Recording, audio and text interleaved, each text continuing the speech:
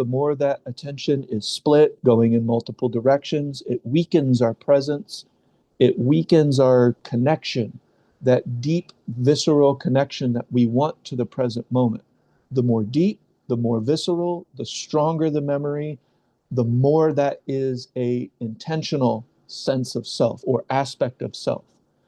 You took your hammer and your chisel and you carved your block, but you did it with purpose. You did it with intention, as opposed to kind of just, I mean, imagine if you were trying to create a specific image, like an ice sculpture, and the ice is the sense of self. Now, you can intentionally, with volition and will, create a beautiful sculpture. But if the mind isn't intentional, you end up with a sculpture that just looks like a hot mess. It doesn't look like anything, really, because you've just been chipping at it haphazardly. Worse, the world has been chipping at it. TV has been chipping at it. Corporations have been chipping at it. Teachers, maybe even sometimes. Loved ones, friends, family.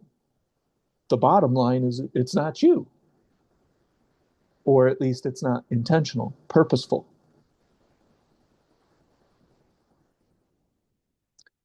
And what does that result in? It results in a life that feels very passive when things feel uncertain. We're unsure of what is real and what isn't real. I remember when we talk about too many options, I remember, I'm a human being. And when I read the book Grain Brain, and there was the explosion of gluten free, everybody was, and some people, you have celiac disease or you have a sensitivity. This was a great discovery for you, that gluten was causing some of these issues. I get it. Some people, gluten free, gluten friendly is really important for them, but not everybody. So, not everybody who reads the book, Grain Brain, needs to necessarily completely cut out gluten. But I did, because I was still in that, oh, I just learned something. Let me run with it phase of my life. It was like 2010 or 11. I don't even know. But I started to follow that trend where, I went on this gluten-free craze.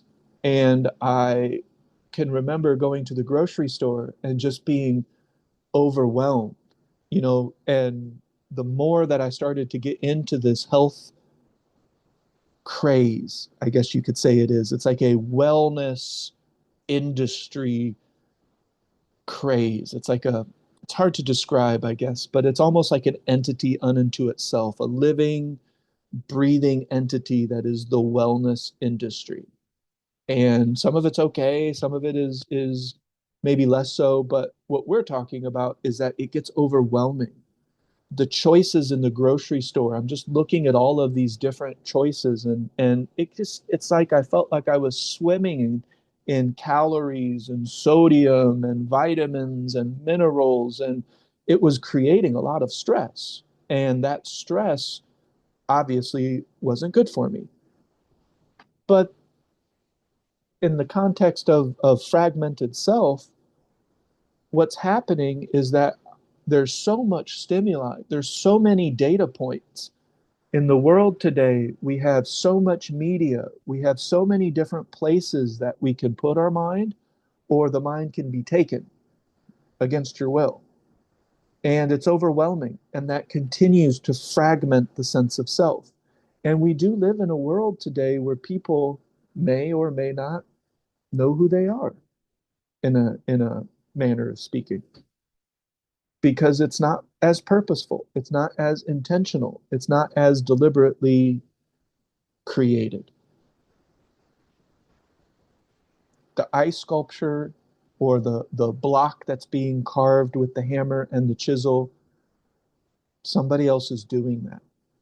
Somebody else is influencing us to do it. And it's not necessarily our choice. It's not even necessarily what we would want for ourselves. And sometimes it can be just straight up bad for us in one way or another. And by bad, I mean detrimental to our health, to our mind, to our well being.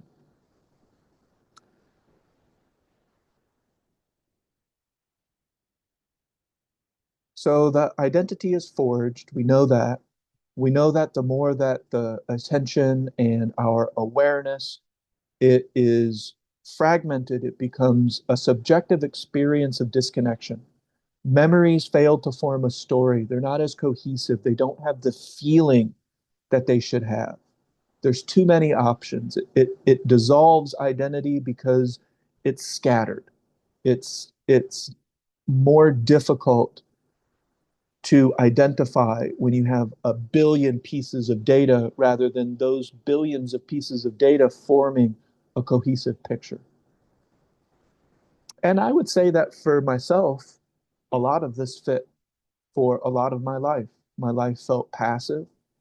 I didn't feel like I was creating my experiences. I didn't feel like I was creating the life that I wanted to live. I was kind of just going through the motions. And it was very difficult. The self felt very unreal. It didn't feel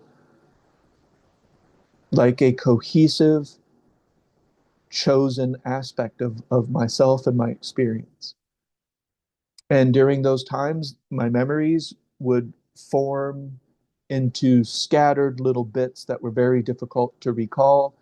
And all of that are pieces of the puzzle that we call ourselves.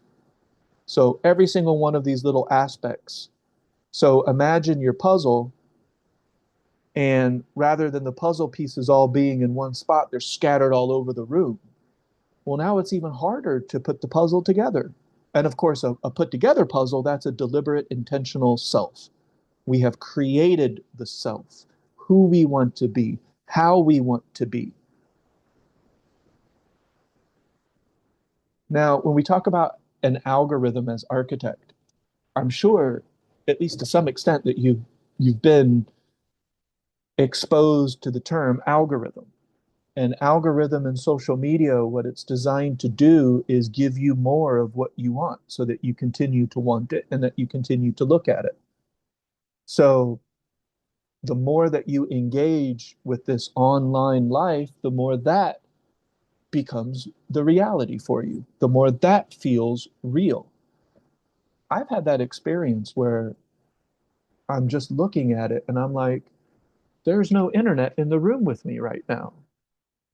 What you know what I mean? Like it's on my phone, but I'm looking around and I'm just like, no, there's these people. The chat room's not here. These people aren't around me really. I'm just putting my attention into a phone and I'm creating this artificial landscape that is being digitally fueled, right? It's being digitally created, and the world around me is just drifting and to the background, eventually to the point where it just doesn't really seem to exist.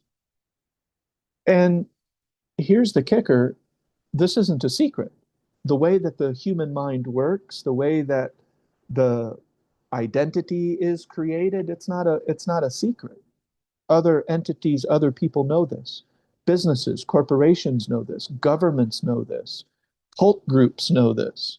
They know how to capture your attention and eventually manipulate your attention in micro bits until the micro bits add up to a macro. And then before you know it, you're in a cult or you're doing something that you never thought you would do. It's totally out of your character. It's out of, well, is it? Or is this the character and the personality and the self that has been assembled through static, through a field of other people's intentions, other people's desires? And that is influencing your carved block, your ice sculpture, if you will. I like the ice sculpture as opposed to the carved block. I guess it's kind of the same thing because you start with a carved block of ice and then that becomes the sculpture. So if our stored memories aren't shaping our identity as well, because the stored memories are fragmented, they're all over the place, they're not visceral, they don't have the feeling and the connection because our mind was too scattered when those memories were being formulated. And then, of course, we've talked about this in the previous lecture as well, but attention is captured for profit. It's commodified. And then before you know it, the algorithm is beginning to shape your identity through your emotions. Because what's another huge, huge aspect of the self, and even a huge, huge aspect to visceral memory? Emotion. The emotion that the memory either triggers and helps to recall, or the emotions as the memory was being processed, because we have to process memory. The brain is a processing unit, in a manner of speaking. So our environment is being processed, our senses are being processed, our own thoughts when we're talking to ourselves. One part of our brain is doing the internal verbalization, and then another part of our brain is receiving that internal verbalization and then processing it. So we're literally stuck inside of our own system doing a little glitchy feedback loop when we're ruminating, when we're talking to ourselves, or we're imagining scenarios that don't benefit us, or we're stuck in emotional states of worry that are even separate from verbal internal talk, because not everybody does that as much. Pretty much everybody I have ever met does, but the science says not everybody is ruminating in words. People can be ruminating in a wide variety of different ways. And I do get that, because along with the verbal rumination comes all of those other aspects as well, in terms of not necessarily symbolizing the thought. The emotion, the feeling of it all is also a part of the rumination, or even imagining future and past and scenarios and things like that. It's a good thing the slideshow isn't very long, because every time I share my screen, I have to go right back through it. But yeah, so our attention is being captured for profit. The sense of self is being carved for us. The self, who we are, it's being carved by entities that are not us.